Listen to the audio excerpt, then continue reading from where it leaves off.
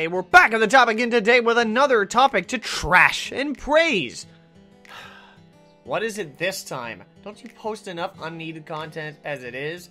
Well, thanks for the insult, someone who sounds like me, but this one is different. Let me explain. This series is called The Good and the Bad. I've done it twice before. If you want to see the past videos, the playlist will be in the description below. Now, I wanted to expand on it since the topic is so universal. You can use many topics under this umbrella, so why not continue with the sequel to the originals? Let's dive into the good and the bad of Generation 2, Pokemon Gold, Silver, and Crystal. Now, I love Generation 2. In fact, it's my favorite generation. But don't get me wrong, I won't go easy on it. It has a lot of flaws as well, but we'll start off small. Starting off the game, we get the meme master himself, Youngster Joey, as he spawns the top percentage of memes surrounding his Rattata. However, it comes at a cost. How many times is this dude gonna call me to brag about his dumb rat? I swear I get more calls from him than I do from Comcast telling me to return equipment I've never owned. I get it, your Rattata is level 999, but I can still wipe the floor with... Oh, fuck. One of the biggest issues with Generation 1 was the fact that you had to save the game to change the box.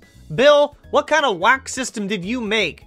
Anyway, this system is still present in Generation 2, but we did get a new option where we can move Pokemon without mail. Now the game still saves when you move your Pokemon from one box to another, but it's not nearly as dreadfully long. It was just as annoying as managing to nab a Pinsir or Scyther in the bug catching contest. Such a feat. You're confident that you have won, but no. Charlie and his amazing Caterpie steal the show! What's so special about a Caterpie anyway? The one thing I love about the earlier generations are the rivals. Nowadays, you get the I'm gonna heal you rivals. If you want to hear about the problem with the rivals in the recent games, check out the video in the card above. Now then, the rivals in Generation 1 and especially Generation 2 were just downright amazing. They pushed you to do better with their demeanor. This isn't a friendly rivalry, this is a story-based rivalry. It worked so well, though what did not work is the lack of Giovanni in Generation 2. I know Team Rocket tried to contact him using the radio tower, but all they got is radio silence, and a sucker punch to the face by some random kid. I know he returned in Generation 4 for a special event in the remakes, but in the early 2000s, it just left a void. One of the best additions to the games are shiny Pokemon. Giving us a chance to get a rare Pokemon with an altered coloration gave that collector's appeal to them. Rocking that 1 in 8,192 odds to find one made them very rare. If you or one of your friends had one of these, you knew that they were lucky. It spawned a community of people known as shiny hunters who spend their day waiting for those sparkles to finally appear. Though when something else appears, it can be frustrating. When it happens again, and again, and again, it can get really frustrating. Oh, hold on, I got another wild battle here. Oh man, it's another Tentacool. These things are so annoying. At least there aren't any other wild Pokemon that are worse than this. Another great feature in these games is the time, and the progression of time. Late at night with the dark skies. High noon with the sun sky high. You can't get better than that. The feeling of time passing made you feel like you were in the game. Time of day, days of the week, it was all there. Missed the SS Aqua? It's probably time for the bug catching contest. Too much time has passed? Shoot, better check your old silver file, and it's gone. Like that. Your childhood just vanishes. All because of the time progression. Wearing out the game battery. And when it runs out, so does your save file. It's such a sad day when that happens.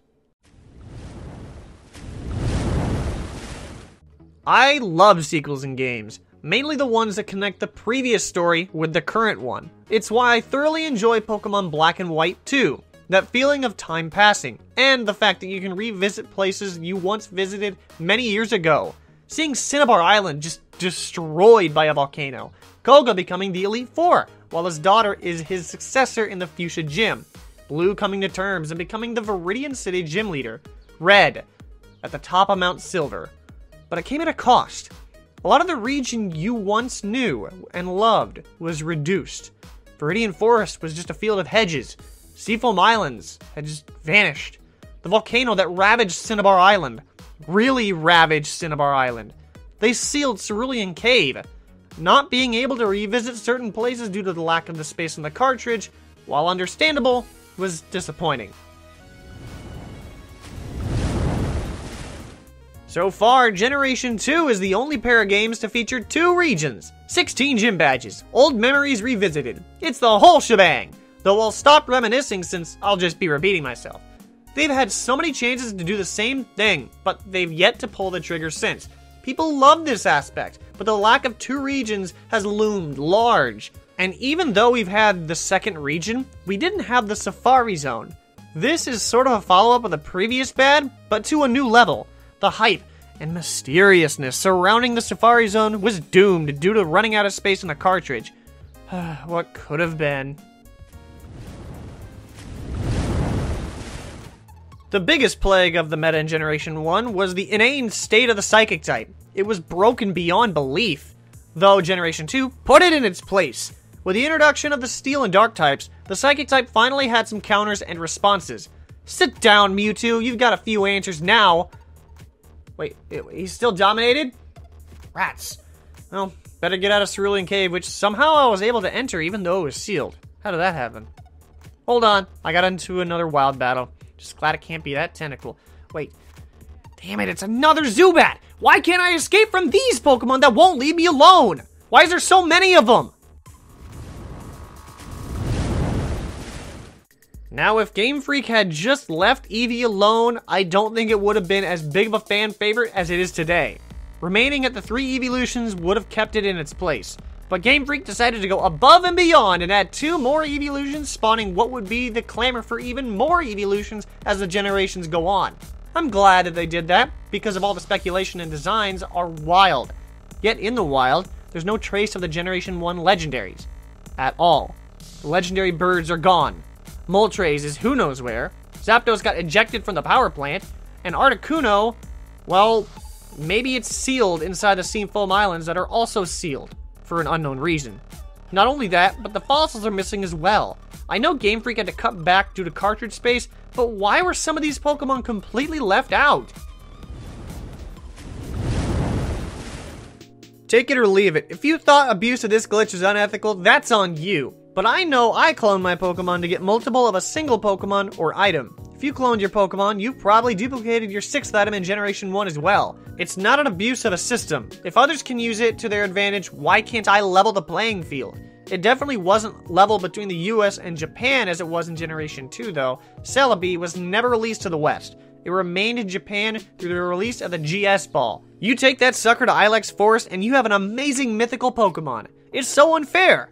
Even worse was the treatment of the GS Ball in the anime. It was a huge plot device thrown away because the writers didn't know what to do with it following the Celebi movie. They couldn't write themselves out of a turn lane if they tried. But with that, that's the good and the bad of Generation 2. If you think I missed anything good or bad, be sure to let me know. Now, we have many topics we can trash or praise, so if you have a topic in mind to take the spotlight, be sure to let me know in the comments below. If you enjoyed and want to climb to the top, go ahead and smack the like button as high as it can go and subscribe to start the climb today. With that, I want to thank you for watching, and I'll catch you back at the top later on because I do my outro too fast.